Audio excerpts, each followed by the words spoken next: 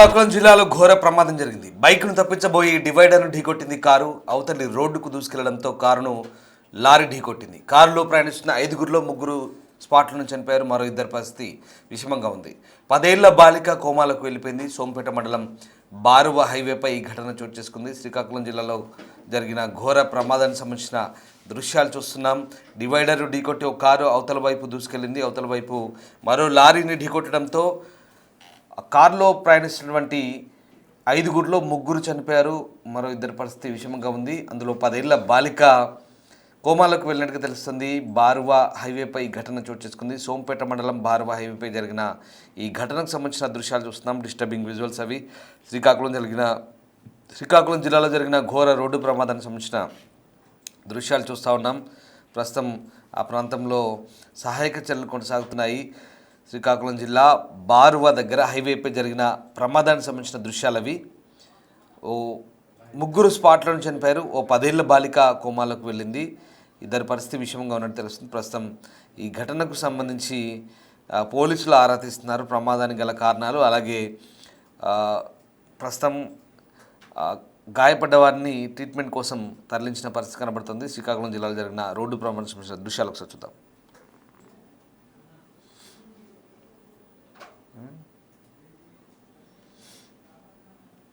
బయటలోనే ఉన్నా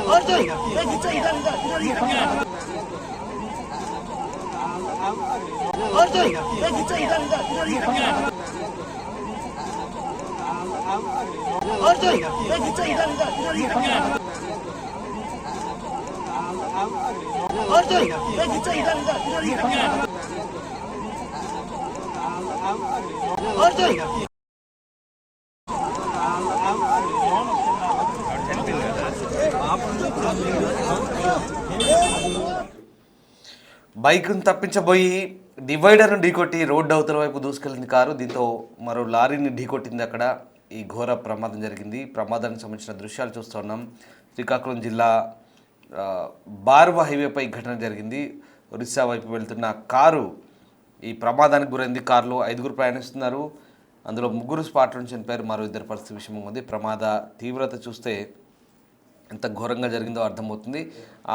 అందులో ఇరుక్కుపోయిన కారును జనాలు బయటికి లాగుతున్న దృశ్యాలు ప్రస్తుతం మనం చూస్తూ ఉన్నాం. అందులో చాలా భీతావహంగా ఉన్నాయి దృశ్యాలు అవి. కారు నుజ్జైంది ప్రమాద ధాటికి. దీంతో స్పాట్లోనే 3 చనిపోయారు. ప్రస్తుతం పోలీసులు ఈ ఘటనకు సంబంధించి ఆరా తీస్తున్నారు.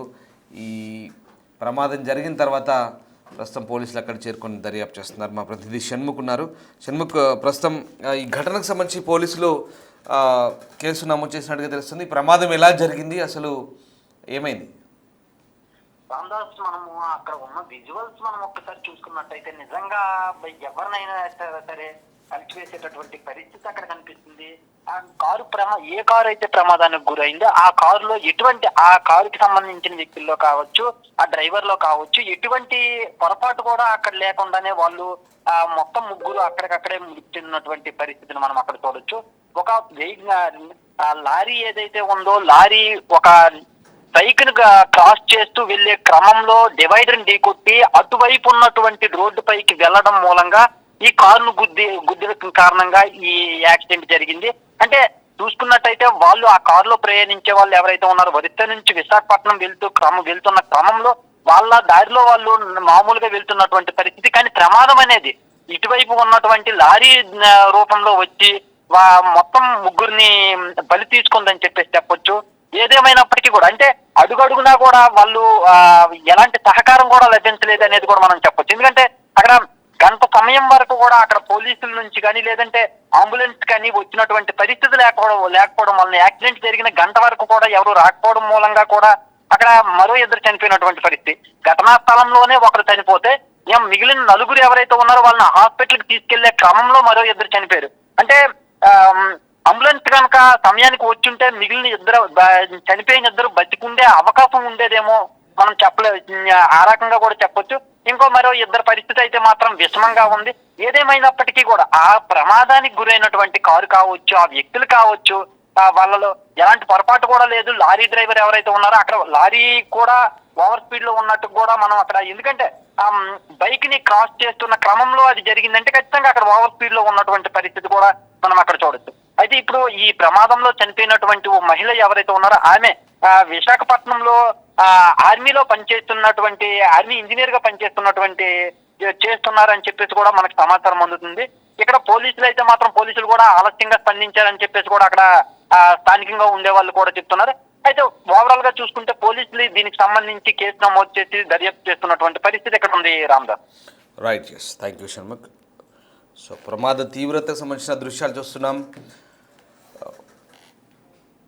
డివైడర్ను ఢీకొట్టి అవతల వైపు కార్ని లారీ ఢీకొట్టడంతో ఈ ప్రమాదం జరిగినట్టు తెలుస్తుంది. ప్రమాదం జరిగిన తర్వాత అందులో ఇరుక్కుపోయిన వ్యక్తుల్ని అలాగే కార్ని బయటకు లాగేందుకు ప్రయత్నిస్తున్న దృశ్యాలు కూడా ప్రస్తుతం మనం చూస్తూ ఉన్నాం. అతి దారుణంగా జరిగింది ఘటన.